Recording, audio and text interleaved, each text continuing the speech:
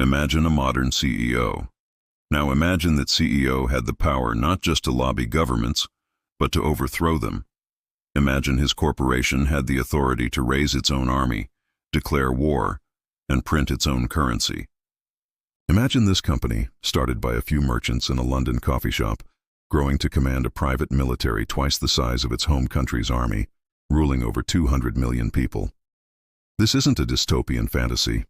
This was the reality of the British East India Company. It was, for all intents and purposes, a corporate empire. And its story begins not with a bang, but with a desperate gamble. On the final day of the year 1600, Queen Elizabeth I granted a royal charter to a small group of investors. Their goal? To break into the lucrative spice trade, a market utterly dominated by their rivals, the Portuguese and the Dutch.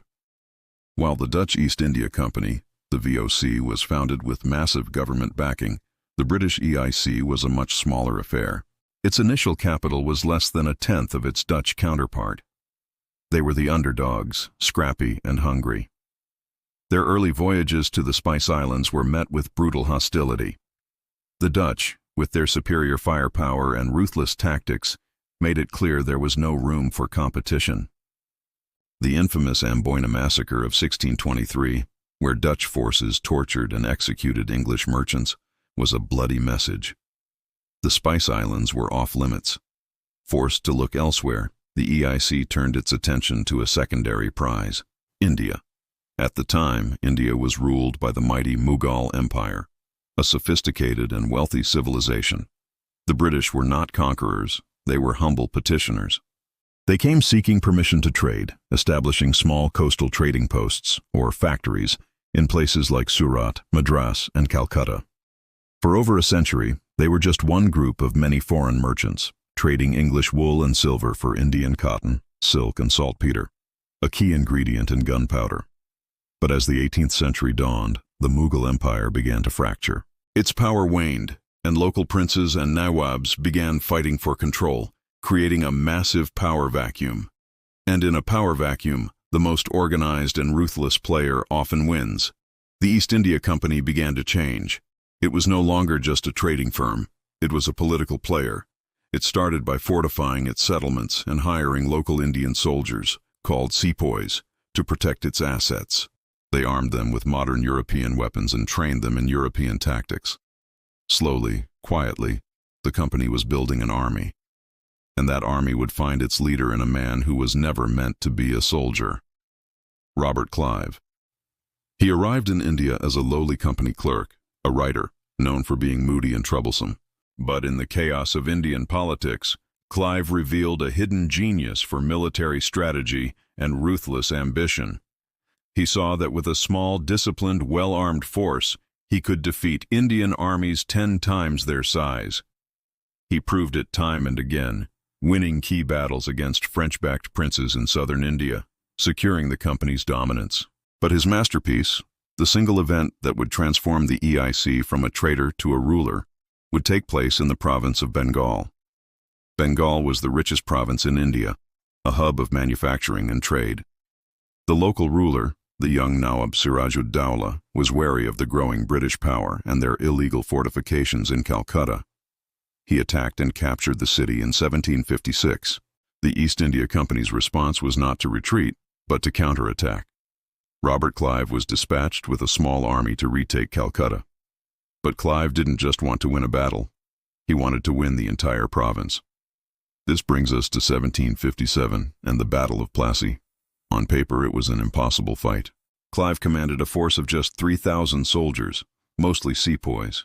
The Nawab's army numbered 50,000. But this battle would not be won by numbers. It would be won by corporate espionage.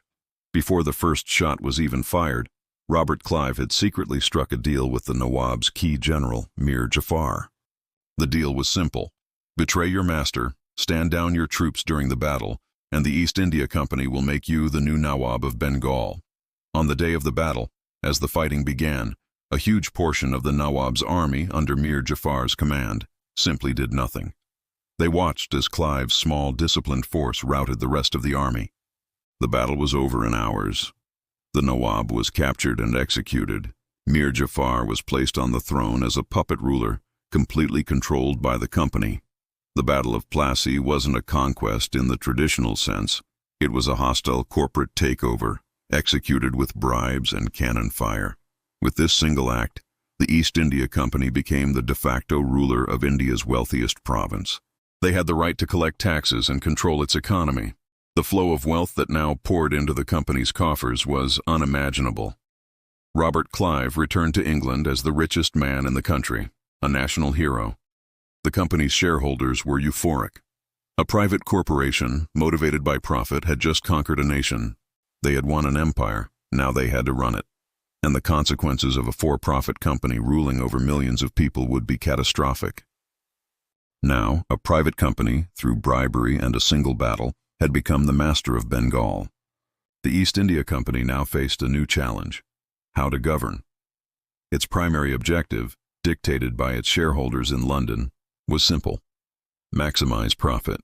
This singular goal would soon clash violently with the well-being of the people it now ruled. The result was one of the worst atrocities of the 18th century, the Great Bengal Famine of 1770. Under company rule, taxes on farmers were doubled.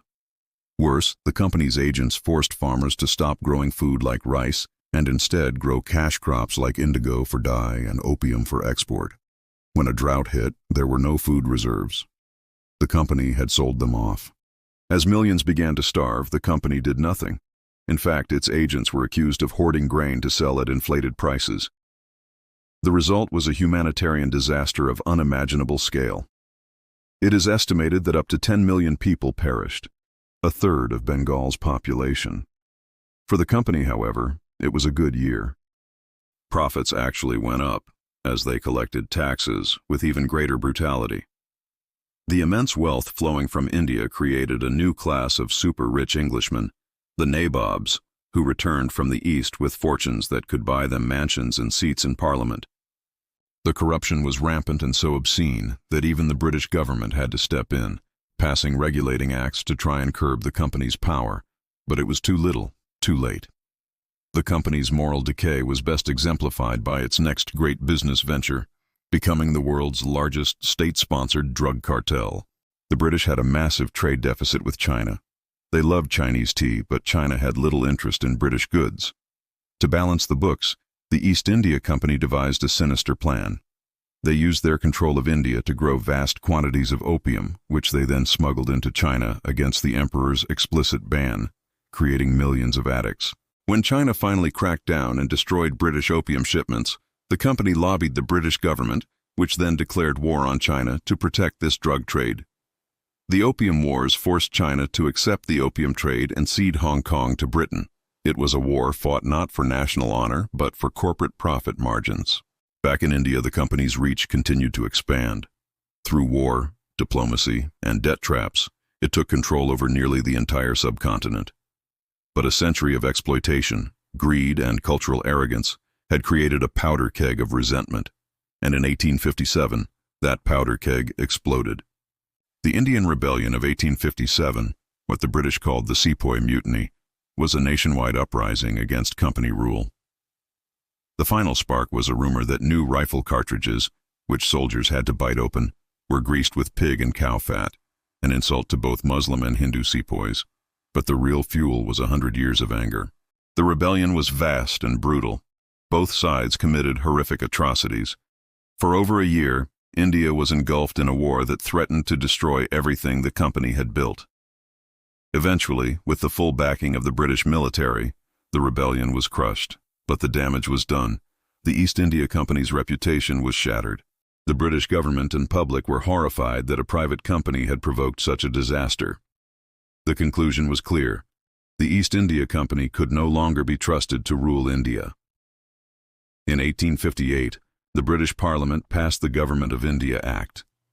All of the East India Company's territories, assets, and armed forces were transferred to the British Crown. The British Raj began, and Queen Victoria was declared Empress of India. The company that had conquered a continent was stripped of all its power. It was nationalized. It limped on for a few more years as a shell of its former self, managing the tea trade, before being formally dissolved in 1874. A clerk read its final eulogy in an empty London office. The most powerful corporation in history was gone. The legacy of the East India Company is complex and controversial. It connected the world through trade, but it did so through violence and exploitation. It built the foundations of modern India's railways and civil service, but it did so while draining the subcontinent of its wealth. It stands as the ultimate cautionary tale of unchecked corporate power. A story that began with a few merchants seeking profit and ended with a corporation holding an entire subcontinent in its grip. It raises a chilling question for our own time. Who writes the rules when corporations become more powerful than countries?